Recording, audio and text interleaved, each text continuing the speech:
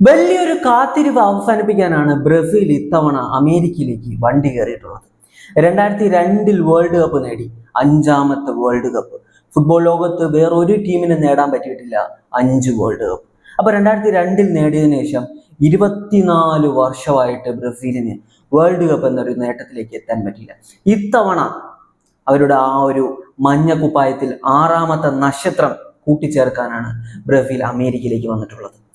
Brazil ടീമിന്റെ ഏറ്റവും മികച്ച ഒരു മുന്നേറ്റ നിരയാണ് ബ്രസീലിനുള്ളത്.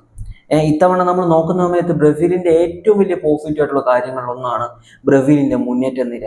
അവിടെ ഫാഷാൽ, നെയ്മർ ഉണ്ട് എന്നതാണ്. അപ്പോൾ ഈ ഒരു ബ്രസീലിന്റെ മുന്നേറ്റ നിരയെയാണ് നമ്മൾ ഈ ഒരു വീഡിയോയിലൂടെ നോക്കാൻ പോകുന്നത്. മുന്നേറ്റ നിരയിലെ താരങ്ങൾ, അവരുടെ ആ ഒരു പെർഫോമൻസ്, എന്തൊക്കെ നമുക്ക് അവരിൽ നിന്ന് പ്രതീക്ഷിക്കാം, ഇങ്ങനെ കുറേ കാര്യങ്ങൾ നമ്മൾ ഈ ഒരു വീഡിയോയിൽ നോക്കുന്നതായിരിക്കും. അപ്പോൾ നിങ്ങളൊരു ബ്രസീൽ ഫാൻ ആണെങ്കിൽ ജസ്റ്റ് ചാനൽ ഒന്ന് സബ്സ്ക്രൈബ് ചെയ്യുക. നമ്മൾ വേൾഡ് കപ്പിലെ മറ്റ് ബ്രസീലിന്റെ മത്സരങ്ങളെ കുറിച്ചൊക്കെ ഉള്ള വീഡിയോസ് ആയിട്ട് വരുന്നതായിരിക്കും. അപ്പോൾ ഈ ഒരു ബ്രസീലിന്റെ മുന്നേറ്റ നിരയെ കുറിച്ച് പറയുന്നതിന് മുമ്പ് എനിക്ക് വേറൊരു കാര്യം പറയാനുണ്ട്. എന്താണെന്ന് വെച്ച് കഴിഞ്ഞാൽ, നിങ്ങൾ ആദ്യമായിട്ട് ബ്രസീലിന്റെ ഒരു മത്സരം കണ്ടു, ആ മത്സരം ഏതാണ്? എന്നെ സംബന്ധിച്ച് ഞാൻ ഫുട്ബോൾ കണ്ടു തുടങ്ങിയ സമയം എന്ന് പറയുന്നത് ഒരു 2010 ആ ഒരു സമയത്താണ്. ആ സമയത്ത് ഫുട്ബോൾ അടക്കി ഭരിച്ചിരുന്നൊരു ടീമുണ്ട്, സ്പെയിൻ.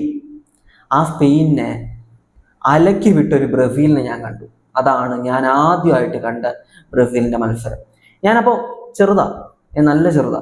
അപ്പോൾ ആദ്യമായിട്ട് കണ്ട ആ ഒരു മത്സരം ഇപ്പോഴും എൻ്റെ കൺമുമ്പിലുണ്ട്. ഫാഷാൽ, നെയ്മർ ജൂനിയറിന്റെ ഒരു കിടിലൻ ഗോളും ഉണ്ടായിരുന്നു. അപ്പോൾ നിങ്ങൾ ആദ്യമായിട്ട് കണ്ട ബ്രസീലിന്റെ ആ ഒരു മത്സരം ഏതാണെന്ന് വെച്ച് കഴിഞ്ഞാൽ അതൊന്ന് കമന്റിൽ പറഞ്ഞേക്കാം. അപ്പോൾ നമുക്ക് വീഡിയോയിലേക്ക് പോകാം. ബ്രസീലിനെ സംബന്ധിച്ച് അവരുടെ അറ്റാക്കിങ്ങിന്റെ നട്ടൽ എന്ന് പറയുന്നത് നെയ്മർ ജൂനിയറാണ്. നെയ്മർ ജൂനിയറിന് ഇഞ്ചുറീസ് ഉണ്ട്. നെയ്മർ ജൂനിയറിന് 34 വയസ്സോളമായി. ആള് ഇപ്പോൾ യൂറോപ്പിലൊന്നും അല്ല കളിക്കുന്നത്. എന്തൊക്കെ പറഞ്ഞാലും ശരി, നെയ്മർ മഞ്ഞ കുപ്പായത്തിൽ 10ാം നമ്പർ ജേഴ്സിയിട്ട് ഇറങ്ങിയിട്ടുണ്ടോ, പിന്നെ നമുക്ക് അവിടെ കാണാൻ കഴിയുന്നത് ഒരു താണ്ഡവമായിരിക്കും. നമ്മൾ പല കുറി അത് കണ്ടതാണ്. ഞാൻ ഇതിനു മുമ്പ് പറഞ്ഞതുപോലെ, ഞാൻ കണ്ട ആദ്യത്തെ ബ്രസീലിന്റെ മത്സരം മുതൽ ഇങ്ങോട്ടിപ്പോൾ ആ ഒരു കോപ്പ അമേരിക്കയുടെ ഫൈനൽ ആയാലും ശരി, അത് കഴിഞ്ഞ വേൾഡ് കപ്പിൽ ക്രൊയേഷ്യക്കെതിരെ നടന്ന ആ ഒരു മത്സരം ആയാലും ശരി, ക്രൊയേഷ്യക്കെതിരെയുള്ള മത്സരം ബ്രസീൽ തോറ്റു, അവർ പുറത്തായി. പക്ഷേ ആ മത്സരത്തിൽ ബ്രസീൽ നേടിയ ഗോളുണ്ടല്ലോ, ക്രൊയേഷ്യയുടെ ആ ഒരു ഡിഫൻസ് പൊളിക്കാൻ ബ്രസീലിന്റെ മുന്നേറ്റം നിര പാടുപെടുമ്പോൾ നെയ്മർ ഒറ്റയ്ക്കായിരുന്നു ആ ഒരു മുന്നേറ്റം മെനഞ്ഞെടുത്തുകൊണ്ട് ഗോളാക്കുന്നത്. അപ്പോൾ അങ്ങനെയുള്ള ഫാഷാൽ, നെയ്മർ ജൂനിയർ തന്നെയാണ് ഈ ഒരു ബ്രസീലിന്റെ മുന്നേറ്റ നിരയുടെ നട്ടൽ എന്ന് പറയുന്നത്. നമ്മൾ നോക്കുന്ന സമയത്ത് രാത്രി 12 മണി 1 മണി ആ ഒരു സമയത്തൊക്കെ നമ്മൾ ഉറങ്ങാതിരുന്ന് മത്സരങ്ങൾ കാണും. അതുപോലെ തന്നെ ചാമ്പ്യൻസ് ലീഗിന്റെയും മറ്റ് കോമ്പറ്റീഷൻസിന്റെ ഒക്കെ ആ ഒരു ഗ്രൂപ്പ് ഡ്രായൊക്കെ കാണും, വേൾഡ് കപ്പിന്റെ ഗ്രൂപ്പ് ഡ്രായൊക്കെ കാണും. എന്നാൽ ഒരു ടീമിന്റെ ആ ഒരു സ്ക്വാഡ് പ്രഖ്യാപനം ഉറക്കം കളഞ്ഞിരുന്ന് കാണുമെന്ന് പറയുമ്പോൾ അതിനൊരൊറ്റ കാരണമുള്ളൂ, ആ സ്ക്വാഡിൽ നെയ്മർ ഉണ്ടോ എന്നത് അറിയാൻ വേണ്ടി മാത്രമാണ് അങ്ങനെ ആൾക്കാർ ഇരുന്ന് കണ്ടിട്ടുണ്ടായിരുന്നത്. അപ്പോൾ ആ ഒരു സ്ക്വാഡിൽ നെയ്മർ ഉണ്ട്. അത് മാത്രമല്ല, നെയ്മറിന് ഒരു ഇഞ്ചുറി പറ്റിയിട്ടുണ്ടായിരുന്നു. ആ ഒരു സ്ക്വാഡ് അനൗൺസ്മെന്റ് എല്ലാം കഴിഞ്ഞതിന് ശേഷം ഒരു ഇഞ്ചുറി പറ്റിയിട്ടുണ്ടായിരുന്നു. അതിൽ നിന്ന് നെയ്മർ പൂർണ്ണമായിട്ട് റിക്കവറായി ആൾ ട്രെയിനിങ് സ്റ്റാർട്ട് ചെയ്തിട്ടുണ്ട് എന്നാണ് അറിയാൻ കഴിയുന്നത്. അപ്പോൾ നെയ്മർ ആണ് ഈ ഒരു അറ്റാക്കിങ്ങിന്റെ നട്ടൽ എന്ന് പറയുന്നത്. 129 മത്സരങ്ങൾ ബ്രസീലിന് വേണ്ടി നെയ്മർ കളിച്ചു. 79 ഗോളും 59 അസിസ്റ്റ്. ഒന്ന് ആലോചിക്കേണ്ട കാര്യം എന്ന് വെച്ച് കഴിഞ്ഞാൽ, 4-5 വർഷം നെയ്മറിന്റെ ഈ ഒരു കരിയർ നമ്മൾ എടുത്ത് നോക്കുമ്പോൾ 4-5 വർഷം നെയ്മർ കളിച്ചിട്ടില്ല ബ്രസീലിന് വേണ്ടി. ആൾക്ക് ഇഞ്ചുറിയാണ്. ആ ഒരു കോപ്പ അമേരിക്ക, ബ്രസീൽ നേടിയ ഒരു കോപ്പ അമേരിക്ക ഉണ്ട്, ആ കോപ്പ അമേരിക്കയിൽ നെയ്മർ കളിച്ചിട്ടില്ലായിരുന്നു. ആ സമയത്ത് ഇഞ്ചുറി ആയിരുന്നു. പല തവണ ഈ ഒരു ഇന്റർനാഷണൽ ബ്രേക്കിന്റെ സമയത്ത് നെയ്മറിന് ഇഞ്ചുറിയാണ്. വേൾഡ് കപ്പിന് ശേഷം ആള് അത്ര കൂടുതൽ മത്സരമൊന്നും ബ്രസീലിന് വേണ്ടി കളിച്ചിട്ടില്ല. കാർലോ ആഞ്ചലോട്ടി വന്നതിന് ശേഷം ഒരു മത്സരം പോലും ആള് കളിച്ചിട്ടില്ല എന്നതാണ്. അപ്പൊ അങ്ങനത്തെ നെയ്മറാണ് 129 മത്സരങ്ങൾ ബ്രസീലിന് വേണ്ടി കളിച്ചിട്ടുള്ളത്. ബ്രസീലിന്റെ ടോപ്പ് സ്കോററും ടോപ്പ് അസിസ്റ്റുമാണ്. ഏറ്റവും കൂടുതൽ ഗോൾ കോൺട്രിബ്യൂഷൻ ബ്രസീലിന് നൽകിയ താരം. മറ്റു ടീമുകളെ പോലെയല്ല ബ്രസീലിനെ നമ്മൾ എടുക്കുകയാണെങ്കിൽ പണ്ട് മുതലേ ബ്രസീൽ എന്നാണോ വേൾഡ് കപ്പ് കളിക്കാൻ തുടങ്ങിയത്, വേൾഡ് കപ്പ് തുടങ്ങിയത് മുതൽ ബ്രസീലുണ്ട്. അന്ന് മുതൽ ഇന്ന് വരെ നോക്കിക്കഴിഞ്ഞാൽ സൂപ്പർ താരങ്ങൾക്ക് ഒരു പഞ്ഞവും ഇല്ലാത്ത ടീമാണ് ബ്രസീൽ. പെലെ മുതൽ റൊണാൾഡീഞ്ഞോ, റൊണാൾഡോ നസാരിയോ പറയാൻ പോയി കഴിഞ്ഞാൽ ഇങ്ങനെ നമുക്ക് എഴുതിക്കൊണ്ടേയിരിക്കും. ഒരു വീഡിയോ അതിനെക്കുറിച്ച് ചെയ്യാൻ പറ്റും. അത്രയും ആളുകളുണ്ട്. അപ്പോൾ അത്രയും ആളുകളുള്ള ഒരു ടീമിൽ അത്രയും ആളുകൾ, അത്രയും ലെജൻസ് ഉള്ള ഒരു രാജ്യത്തിന്റെ ടോപ്പ് സ്കോററും ടോപ്പ് അസിസ്റ്റുമായി മാറുക എന്ന് പറയുമ്പോൾ തന്നെ നമുക്കതൊരു വലിയ നേട്ടമാണ് എന്നത് ഒരു ഇതില്ലാതെ നമുക്ക് പറയാൻ പറ്റുന്ന ഒരു സംഭവമാണ്. അപ്പോൾ നെയ്മർ ആണ് ഈ ഒരു വേൾഡ് കപ്പിലെ ബ്രസീലിന്റെ ഏറ്റവും വലിയ പ്രതീക്ഷ എന്ന് പറയുന്നത്. നെയ്മറിന് എന്തും മാജിക്കും ചെയ്യാൻ പറ്റും. ആൾക്ക് ചെയ്യാൻ പറ്റാത്തതായിട്ട് ഒന്നുമില്ല പിച്ചിൽ എന്നത് ആൾ കുറേ തവണ തെളിയിച്ചൊരു സംഭവമാണ്. 34 വയസ്സായെങ്കിലും യൂറോപ്പിന് പുറത്താണ് കളിക്കുന്നതെങ്കിലും ഇഞ്ചുറീസ് ഒക്കെ കാരണം കഷ്ടപ്പെടുന്ന ഒരു സിറ്റുവേഷൻ ആണെങ്കിൽ പോലും നെയ്മർ കളത്തിലുണ്ടെങ്കിൽ ഉറപ്പാണ് എതിർ ടീമിനെ സംബന്ധിച്ച് അവരുടെ ഏറ്റവും വലിയ തലവേദന നെയ്മർ ആയിരിക്കും എന്നതാണ്. അപ്പോൾ നെയ്മർ തന്നെയാണ് ഈ ഒരു അറ്റാക്കിങ്ങിന്റെ ആ ഒരു കുന്തമുന നട്ടല് എന്ന് പറയുന്നത്. രണ്ടാമത്തെ താരം വിനീഷ്യസ് ജൂനിയറിനെ കുറിച്ച് പറയുമ്പോൾ ബ്രസീലിന് വേണ്ടി 49 മത്സരം കളിച്ച വിനീഷ്യസ് ജൂനിയർ 9 ഗോളും 7 അസിസ്റ്റും ആണ് നേടിയിട്ടുള്ളത്. വളരെ പുവർ ആയിട്ടുള്ളൊരു പെർഫോമൻസ് ആണ് വിനീഷ്യസിന്റെ ഭാഗത്തു നിന്ന് നമ്മൾ ബ്രസീലിന്റെ ആ ഒരു മഞ്ഞ ജേഴ്സിയിൽ കണ്ടിട്ടുള്ളത്. ആളുടെ സ്റ്റാറ്റ്സും അത് ഊട്ടിയുറപ്പിക്കുന്ന ഒരു സംഭവമാണ്. 25 വയസ്സായി കഴിഞ്ഞു ഓൾറെഡി വിനീഷ്യസ് ജൂനിയറിന്. പക്ഷെ ആളെ സംബന്ധിച്ച് ആളുടെ പെർഫോമൻസ് നമ്മൾ എക്സ്പെക്ട് ചെയ്യുന്ന ക്ലബ് തലത്തിൽ നമ്മൾ കാണുന്ന ഒരു ലെവലിലേക്ക് എത്തിയിട്ടില്ല എന്നത് തന്നെയാണ് പറയാനുള്ളത്. അത് മാത്രമല്ല, ഈ ഒരു വേൾഡ് കപ്പിലേക്ക് പോകുമ്പോൾ ഏറ്റവും വലിയൊരു പ്രതീക്ഷ നമുക്ക് ഈ ഒരു വിനീഷ്യസ് ജൂനിയറിൽ വെക്കാൻ പറ്റും. കാരണം വിനീഷ്യസിന്റെ കരിയറിലെ ആ ഒരു പീക്ക് പെർഫോമൻസ് നടത്തിയിട്ടുള്ള കോച്ച് എന്ന് പറയുന്നത് ആ ഒരു സമയത്ത്, അതായത് വിനീഷ്യസിന്റെ കരിയറിലെ പീക്ക് പെർഫോമൻസ് ആൾ നടത്തിയ സമയത്ത് ആ ഒരു അദ്ദേഹത്തിന്റെ കോച്ച് എന്ന് പറയുന്നത് കാർലോ ആഞ്ചലോട്ടിയാണ് ഇപ്പോൾ ബ്രസീലിന്റെ കോച്ച്. അപ്പൊ അതൊരു വലിയൊരു ഘടകമാണ്. അതായത് ബ്രസീലിനെ സംബന്ധിച്ച് ഈ ഒരു വിനീഷ്യസ് ജൂനിയറിന്റെ പെർഫോമൻസ് വലിയ രീതിയിൽ ഈ ഒരു വേൾഡ് കപ്പിൽ കാണാൻ പറ്റും എന്നൊരു പ്രതീക്ഷ നൽകുന്ന ഒരു ഘടകമാണ് കാർലോ ആഞ്ചലോട്ടിയുടെ കീഴിലെ വിനീഷ്യസ് ജൂനിയർ എന്നത്. അപ്പോൾ വിനീഷ്യസ് ജൂനിയർ ആണ് ഈ ഒരു ലിസ്റ്റിലെ രണ്ടാമൻ. മൂന്നാമൻ റാഫീനിയാണ്. 2 സീസണിന് മുമ്പ് റാഫീന ഒരു ആവറേജ് പ്ലെയർ, അല്ലെങ്കിൽ ആവറേജിന് താഴെ, റാഫീന ഒരു ബ്രസീലിയൻ പോലും അല്ല എന്ന് പറഞ്ഞ മാധ്യമങ്ങളുടെ വാചകങ്ങളൊക്കെ ഞാൻ ഓർക്കുന്നുണ്ട് 2 വർഷങ്ങൾക്ക് മുമ്പ്. കഴിഞ്ഞ വേൾഡ് കപ്പ് സമയത്തൊക്കെ ആ രീതിയിൽ പറയുന്നിരുന്ന കുറെ ആളുകളെയും അതുപോലെ തന്നെ കുറെ പണ്ഡിറ്റുകളെയൊക്കെ കണ്ടിരുന്നു. എന്നാൽ ഈ വേൾഡ് കപ്പിലേക്ക് വരുമ്പോൾ ആരും അങ്ങനെ പറയത്തില്ല. കാരണം കഴിഞ്ഞ 2 സീസൺ കൊണ്ട് റാഫീഞ്ഞ തന്റെ കരിയർ തന്നെ മാറ്റിമറിച്ചു.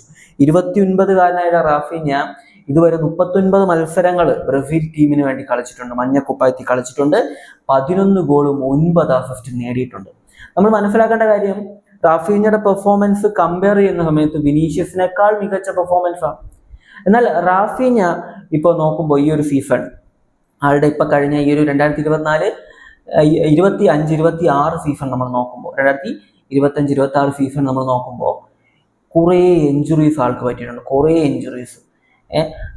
ബ്രസീലിന് വേണ്ടി കഴിഞ്ഞ മാർച്ചിൽ കളിച്ചതിന് ശേഷം ആൾക്ക് ഇഞ്ചുറി പറ്റി. ചാമ്പ്യൻസ് ലീഗ് മത്സരങ്ങളടക്കം നഷ്ടമായി. അത് വലിയ രീതിയിൽ ആളുടെ ക്ലബ്ബായ ബാഴ്സയും ബാധിക്കുന്നത് നമ്മൾ കണ്ടിരുന്നു. അപ്പോൾ ഈ ഒരു റാഫീഞ്ഞയുടെ പെർഫോമൻസ് നമ്മൾ വലിയ രീതിയിൽ പ്രതീക്ഷിക്കുന്ന ഒരു സംഭവമാണ്.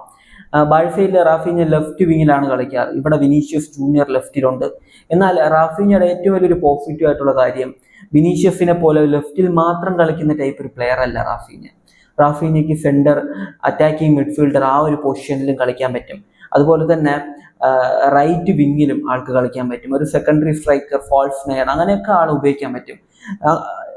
ലെഫ്റ്റിലും ആൾ കളിക്കും എന്നതാണ്. അപ്പൊ അതുകൊണ്ട് തന്നെ ആളുടെ ഒരു വെർസാലിറ്റി അത് ഈ ഒരു വേൾഡ് കപ്പിൽ വലിയ രീതിയിൽ ബ്രസീലിന് ഗുണം ചെയ്യും. കാരണം ബ്രസീലിന്റെ റൈറ്റ് സൈഡിൽ ബ്രസീലിന്റെ മെയിൻ താരങ്ങൾക്കൊക്കെ ഇഞ്ചുറിയാണ്. നിങ്ങൾക്ക് അറിയാവുന്നതാണ്. റോഡ്രിഗോ ആള് ഇഞ്ചുറി പറ്റി പുറത്തായി. എസ്റ്റാവിയോ വലിയൊരു പൊട്ടൻഷ്യലുള്ള യങ്സ്റ്റർ ആയിരുന്നു, ആളും ഇഞ്ചുറി പറ്റി പുറത്തായി. ഇവരാണ് ആ ഒരു റൈറ്റ് സൈഡിൽ വളരെ സോളിഡ് ആയിട്ടുള്ള ഓപ്ഷൻസ് ആയിരുന്നു. ഈ വേൾഡ് കപ്പ് സ്ക്വാഡിൽ അവർക്ക് ഇഞ്ചുറി പറ്റിയിട്ടില്ലെങ്കിൽ അവർ എടുക്കുമായിരുന്നു. അപ്പോൾ അങ്ങനത്തെ ഒരു സിറ്റുവേഷൻ ഉള്ളതുകൊണ്ട് തന്നെ റൈറ്റിൽ ഒരു ഇമ്പാക്റ്റ് ക്രിയേറ്റ് ചെയ്യാൻ റാഫീനയ്ക്ക് കഴിഞ്ഞാൽ അത് വലിയ രീതിയിൽ ബ്രസീലിനെ സഹായിക്കുന്ന ഒരു പരിപാടിയായിരിക്കും എന്നതിൽ ഒരു സംശയം വേണ്ട. അപ്പോൾ നമ്മൾ അടുത്ത പ്ലെയറിലേക്ക് വരാം. മത്തേസ് കുഞ്ഞ ഏത് പൊസിഷനിലാണ് കളിക്കുന്നത്? ആളെ സംബന്ധിച്ച് സെന്റർ ഫോർവേഡായിട്ട് ആൾ കളിക്കും, സെക്കൻഡറി സ്ട്രൈക്കറായിട്ട് കളിക്കും, അറ്റാക്കിംഗ് മിഡായിട്ടും കളിക്കും, ലെഫ്റ്റിലും റൈറ്റിലും കളിക്കും. അറ്റാക്കിങ്ങിൽ ഏത് പൊസിഷനിൽ ഉപയോഗിക്കാൻ പറ്റുന്ന വളരെ വെർസാലിറ്റി ഉള്ള ഒരു പ്ലെയറാണ് മത്തേസ് കുഞ്ഞ. ആളെ കൂടുതലായിട്ട് സെന്റർ ഫോർവേഡായിട്ട് ഉപയോഗിക്കാനാണ് സാധ്യത. Carlo Ancelotti. മത്തേസ് കുഞ്ഞയുടെ പെർഫോമൻസ് വളരെ വളരെ മോശമാണ് ബ്രസീൽ ജേഴ്സിയിൽ. 25 മത്സരങ്ങൾ, 1 ഗോൾ 1 അസിസ്റ്റ് എന്ന നിലയിലാണ് കാര്യങ്ങൾ പോകുന്നത്. 27 വയസ്സുണ്ട് മത്തേസ് കുഞ്ഞയ്ക്ക്. എന്നാൽ കുഞ്ഞയുടെ ഒരു കരിയറിന്റെ ഒരു പീക്ക് എന്ന് പറയുന്നത് സത്യം പറഞ്ഞാൽ ഇപ്പോഴാണെന്നാണ് എനിക്ക് തോന്നിയിട്ടുള്ളത്. ആള് ഈ ഒരു മാഞ്ചസ്റ്റർ യുണൈറ്റഡിന് വേണ്ടി വളരെ മികച്ച പെർഫോമൻസ് ആണ് കഴിഞ്ഞ ഈ ഒരു സീസണിൽ നടത്തിയിട്ടുള്ളത്. വളരെ വളരെ മികച്ച പെർഫോമൻസ്. കുറെ കിടിലൻ ഗോളുകൾ കണ്ടു, ബോക്സിന് പുറത്തു നിന്നും ആ ഒരു എഡ്ജ് ഏറിയെന്നൊക്കെ കിടിലനായിട്ടുള്ള ഫിനിഷുകൾ നമ്മൾ കണ്ടതാണ്. അപ്പൊ അതുകൊണ്ട് തന്നെ മത്തേസ് കുഞ്ഞയിൽ വലിയൊരു പ്രതീക്ഷ നമുക്ക് വയ്ക്കാം. അദ്ദേഹം ആ ഒരു വേൾഡ് കപ്പിൽ മികച്ചൊരു പെർഫോമൻസ് നടത്തുമെന്ന് തന്നെയാണ് ഞാൻ പ്രതീക്ഷിക്കുന്നത്. അടുത്ത പ്ലെയറാണ് എൻഡ്രിക്ക്. ഈ ഒരു സ്ക്വാഡിലെ വളരെ വലിയ പൊട്ടൻഷ്യലുള്ള യങ്സ്റ്ററാണ് എൻഡ്രിക്ക്. ഫീഫന്റെ പകുതിയോളം, അതായത് 2025-26 സീസൺ, ഇപ്പൊ കഴിഞ്ഞ സീസണിന്റെ പകുതിയോളം ബെഞ്ചിലിരുന്ന ഈ ഒരു എൻഡ്രിക്ക് വേൾഡ് കപ്പ് സ്ക്വാഡിൽ ഇടം പിടിച്ചിട്ടുണ്ടെങ്കിൽ ആള് ആ ഒരു കഴിഞ്ഞ 6 മാസത്തിൽ നടത്തിയിട്ടുള്ള പെർഫോമൻസ്, ഫീഫന്റെ മിഡ് സീസണിന് ശേഷം ആള് ലോണിൽ ഫ്രഞ്ച് ക്ലബായ ലിയോണിൽ പോയി. അവിടെ പോയിട്ട് അവിടെ നടത്തിയ പെർഫോമൻസ്, ഹാട്രിക് ഒക്കെ നമ്മൾ കണ്ടു. ആ ഒരു പെർഫോമൻസ് ആണ് ബ്രസീൽ പോലൊരു ടീമിന്റെ സെന്റർ ഫോർവേഡ് പൊസിഷനിലേക്ക് ആളെ എടുക്കാനുള്ള ഒരു പ്രധാന കാരണം. 17 മത്സരങ്ങൾ ഇതുവരെ ബ്രസീലിന് വേണ്ടി കളിച്ചു, 4 ഗോളും 2 അസിസ്റ്റും. നമ്മൾ ക്രിട്ടിസൈസും ഒന്നും ചെയ്യാൻ പറ്റത്തില്ല. കാരണം എന്താണെന്ന് വെച്ച് കഴിഞ്ഞാൽ ആൾക്ക് 19 വയസ്സ് മാത്രമാണ് പ്രായം. 19 വയസ്സ്. ഇപ്പോഴും കരിയർ സ്റ്റേബിൾ ആയിട്ട് ഇല്ല. ബാക്കിയുള്ള ഞാൻ ഇതിനു മുമ്പ് പറഞ്ഞ 4 പ്ലെയേഴ്സ്, അതിൽ നെയ്മർ വിടുക, ബാക്കിയുള്ള 3 പേരെയും ഞാൻ പറഞ്ഞിരുന്നു, അവരുടെ സ്റ്റാറ്റ്സ് നോക്കുന്ന സമയത്ത് അവരുടെ പെർഫോമൻസ് അത്ര മികച്ചതല്ല ബ്രസീൽ ടീമിൽ. എന്നാൽ ഈ ഒരു എൻഡ്രിക്കിന്റെ കാര്യം അങ്ങനെയല്ല. എൻഡ്രിക്കിന് 19 വയസ്സേ ഉള്ളൂ. അദ്ദേഹത്തിന്റെ പീക്കിലേക്ക് അദ്ദേഹം എത്തിയിട്ട് പോലുമില്ല. അപ്പൊ അങ്ങനത്തെ ഒരു സിറ്റുവേഷനാണ് എൻട്രിക്ക് പോകുന്നത്. എന്നാൽ പറ്റുന്ന സമയങ്ങളിലെല്ലാം എൻട്രിക്കിയുടെ ഒരു പെർഫോമൻസ് പുറത്തെടുക്കാൻ ആൾ ശ്രമിച്ചിട്ടുമുണ്ട് എന്നതാണ്. 17 മത്സരങ്ങൾ, 4 ഗോളും 2 അസിസ്റ്റുമാണ് എൻട്രിക്കിന്റെ വക ആള് സംഭാവന ചെയ്തിട്ടുള്ളത്. ഈ ഒരു വേൾഡ് കപ്പ് ബ്രസീൽ നേടുകയാണെങ്കിൽ best young player of the tournament, ഈ ഒരു വേൾഡ് കപ്പിലെ young player of the tournament വരെ ആകാനുള്ള ഏറ്റവും കൂടുതൽ സാധ്യതയുള്ള ഒരു യങ്സ്റ്റർ ആണ് എൻട്രിക്ക്. അപ്പോൾ ഈ ഒരു ലിസ്റ്റിലെ അടുത്ത പ്ലെയർ ആണ് ഗബ്രിയേൽ മാർട്ടിനെലി. 24 വയസ്സുകാരൻ. ആഴ്സണലിന് വേണ്ടി ഈ ഒരു സീസണിൽ വലിയ നേട്ടങ്ങൾ ഈ ഒരു സീസണിൽ സ്വന്തമാക്കി. അപ്പോൾ അതിലൊരു ഭാഗമായ പ്ലെയർ ആണ് ഗബ്രിയേൽ മാർട്ടിനെലി. ബ്രസീൽ ടീമിൽ 23 മത്സരങ്ങൾ ആൾ കളിച്ചു, 4 ഗോൾ നേടിയിട്ടുണ്ട്, അസിസ്റ്റുകളൊന്നുമില്ല എന്നതാണ്. അപ്പോൾ 24-കാരനായിട്ടുള്ള ഗബ്രിയേൽ മാർട്ടിനെലിയെ ലെഫ്റ്റ് വിങ്ങറായിട്ടും റൈറ്റ് വിങ്ങറായിട്ടൊക്കെ ഉപയോഗിക്കാൻ പറ്റും. ലെഫ്റ്റാണ് അദ്ദേഹത്തിന്റെ മെയിൻ ഒരു പൊസിഷൻ എന്നെങ്കിലും ആളെ റൈറ്റിലും കളിപ്പിക്കാനൊക്കെ പറ്റും.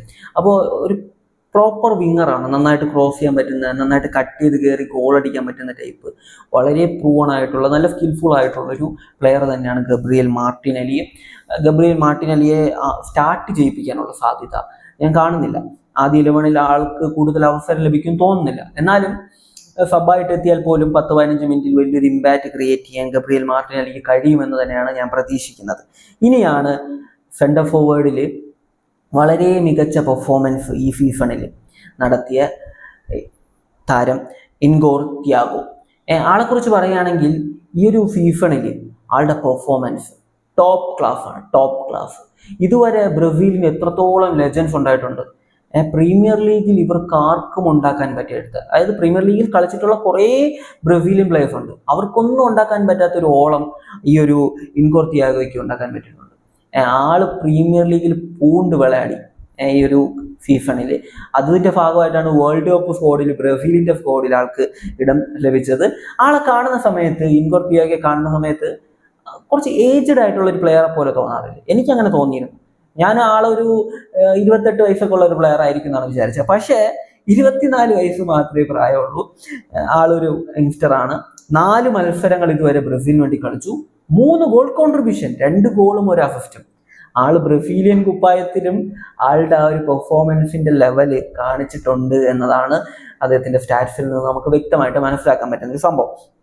ഇനി ഈ ഒരു വേൾഡ് കപ്പിൽ ബ്രസീലിന്റെ ഒരു ടോപ്പ് ത്രെഡൺ ആയിട്ട് മാറാൻ സാധ്യതയുള്ള പ്ലെയർ ലൂയിസ് ഹെർണാണ്ടസ്.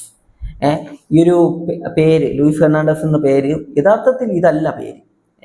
അതായത് അദ്ദേഹത്തിന്റെ പേര് എന്ന് പറയുന്നത് ഒരു പോർച്ചുഗീസ് പേരാണ്. ബ്രസീലിൽ സംസാരിക്കുന്ന ഭാഷ പോർച്ചുഗീസ് ഭാഷയാണ്, എല്ലാവർക്കും അറിയാവുന്നതാണല്ലോ. അപ്പോൾ പോർച്ചുഗീസ് ഭാഷയിൽ അദ്ദേഹത്തിന്റെ പേരിന്റെ യഥാർത്ഥ പ്രൊണൗൺസിയേഷൻ എന്ന് പറയുന്നത് ലൂയിസ് ഹെർണാണ്ടസ് എന്നല്ല. പക്ഷെ മലയാളത്തിലേക്ക് കൺവേർട്ട് ചെയ്യുമ്പോൾ അത് ലൂയിസ് ഹെർണാണ്ടസ് എന്നാണ്. ഇംഗ്ലീഷിൽ നമ്മൾ നോക്കിയാലും ആ രീതിയിൽ തന്നെയാണ് പറയപ്പെടുന്നത്. അപ്പോൾ 25 വയസ്സുള്ള താരം 15 മത്സരങ്ങളാണ് ബ്രസീലിന് വേണ്ടി കളിച്ചിട്ടുള്ളത്. അതിൽ 2 ഗോളും 5 അസിസ്റ്റും ആണ് ആൾ പ്രൊവൈഡ് ചെയ്തിട്ടുള്ളത്. 2 ഗോളും 3 അസിസ്റ്റും ആണ് ആൾ പ്രൊവൈഡ് ചെയ്തിട്ടുള്ളത്. വളരെ മികച്ച പെർഫോമൻസ് ആണ് ആള് നടത്തിക്കൊണ്ടിരിക്കുന്നത്. കഴിഞ്ഞ ഫ്രണ്ട്ലി മത്സരങ്ങളൊക്കെ കണ്ടാൽ നിങ്ങൾക്ക് അറിയാൻ പറ്റും. ഈ ഒരു വേൾഡ് കപ്പിൽ ഞാൻ വലിയൊരു പ്രതീക്ഷ ആൾ വെക്കുന്നുണ്ട്. റൈറ്റ് സൈഡിലാണ് ആൾ കളിക്കാറ്.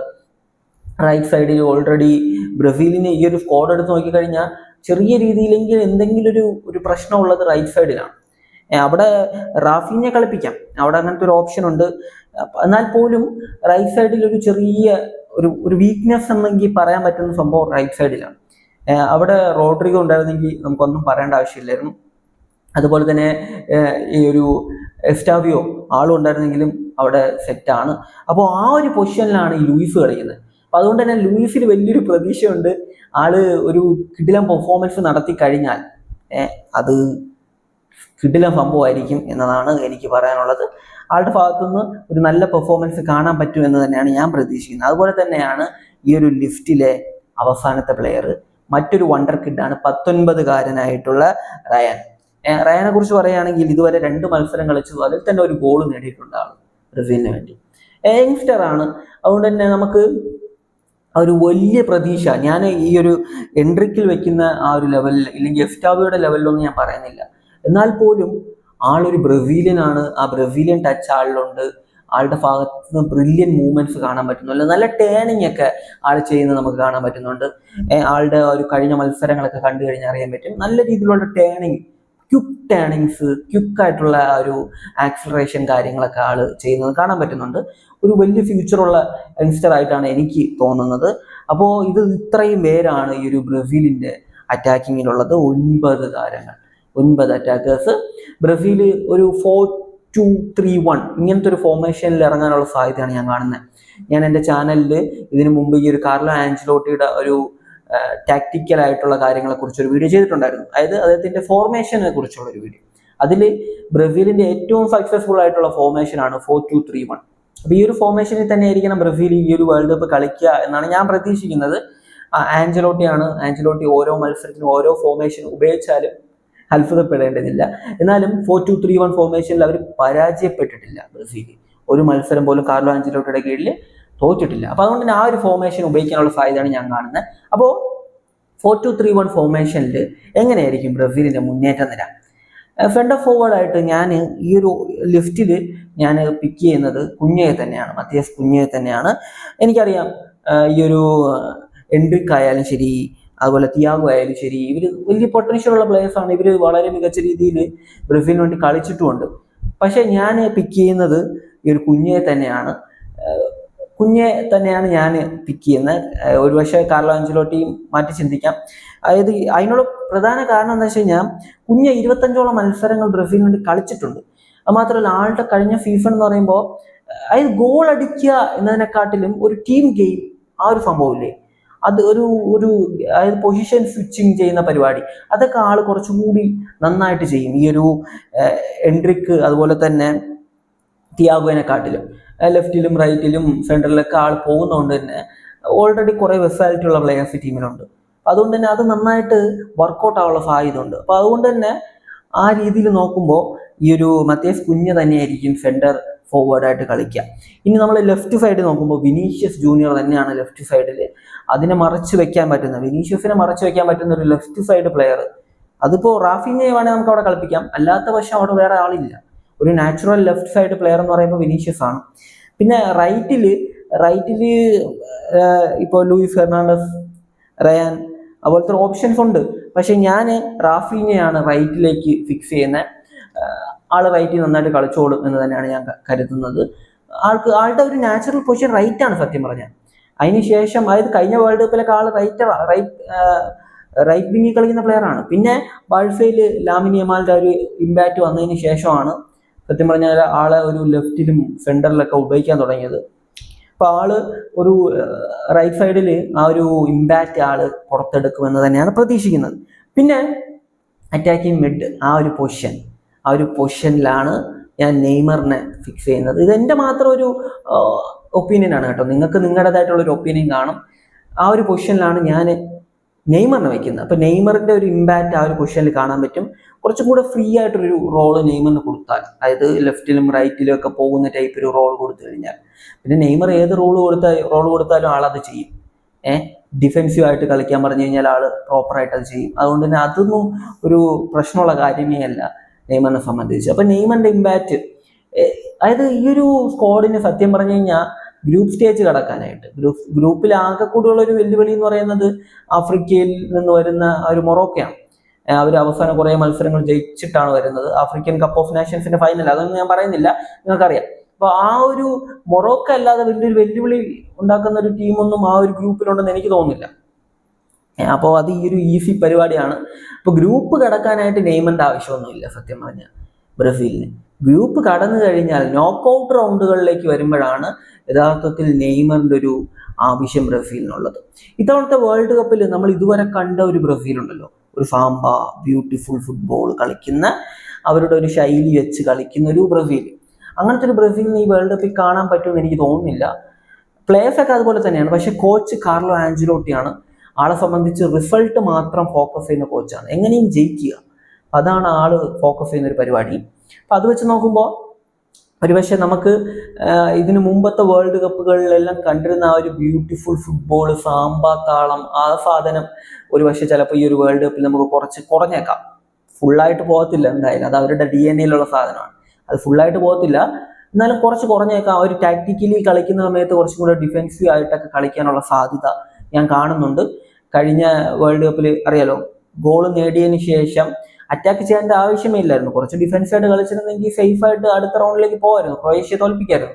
അറ്റാക്ക് ചെയ്യാൻ പോയിട്ടാണ് ആ ഒരു കൗണ്ടർ അറ്റാക്കിൽ ഗോൾ വാങ്ങി സമനിലയായി, പിന്നെ പെനാൽറ്റി ഷൂട്ട് ഔട്ടിൽ പരാജയപ്പെട്ട് പുറത്താകേണ്ട ഒരു സിറ്റുവേഷൻ വന്നത്. ഈ കാർലോ ആഞ്ചലോട്ടിയുടെ കീഴിൽ അങ്ങനത്തെ ഒരു സിറ്റുവേഷൻ ഒരിക്കലും നമുക്ക് കാണാൻ കഴിയത്തില്ല എന്നതാണ് എൻ്റെ ഒരു അഭിപ്രായം. അപ്പോൾ ഞാൻ ആദ്യം കേട്ട ആ ഒരു ചോദ്യത്തിന്റെ ഉത്തരം, ഇതുവരെ ആദ്യം കണ്ടിട്ടുണ്ടോ എന്നറിയത്തില്ല, വീഡിയോ കണ്ടിട്ടുണ്ടെങ്കിൽ ആ ഒരു ചോദ്യത്തിന്റെ ഉത്തരം ജസ്റ്റ് കമന്റ് ചെയ്യുക. നിങ്ങൾ കണ്ട ആദ്യത്തെ ബ്രസീലിന്റെ മത്സരം ഏതാണ്? അപ്പൊ അത്രേ ഉള്ളൂ. ഈ ഒരു അറ്റാക്കിങ്ങിൽ എനിക്ക് ആകെ തോന്നിയൊരു നെഗറ്റീവ് എന്ന് പറയുന്നത് ആ ഒരു റൈറ്റ് സൈഡ് കുറച്ച് വീക്കാണ് എന്നത് മാത്രമാണ്. പക്ഷെ ഉള്ള പ്ലേയേഴ്സ് അത്യാവശ്യം നല്ല ടോപ്പ് പ്ലേയേഴ്സ് ആണ്. അവർ ഇപ്പോൾ റാഫിനെയൊക്കെ റൈറ്റിൽ കളിപ്പിച്ച് കഴിഞ്ഞാൽ സെറ്റാണ്. അത്രേ ഉള്ളൂ. അപ്പോൾ ഇത്രേ ഉള്ളൂ ഒരു വീഡിയോ. നിങ്ങളുടെ ഒപ്പീനിയൻ നിങ്ങൾ എന്താണെന്ന് വെച്ച് കഴിഞ്ഞാൽ കമന്റിൽ പറയാം. മറ്റൊരു വീഡിയോ ആയിട്ട് കാണുന്നതായിരിക്കും. ബൈ ബൈ വിത്ത് ഫുഡ് സ്റ്റാർ.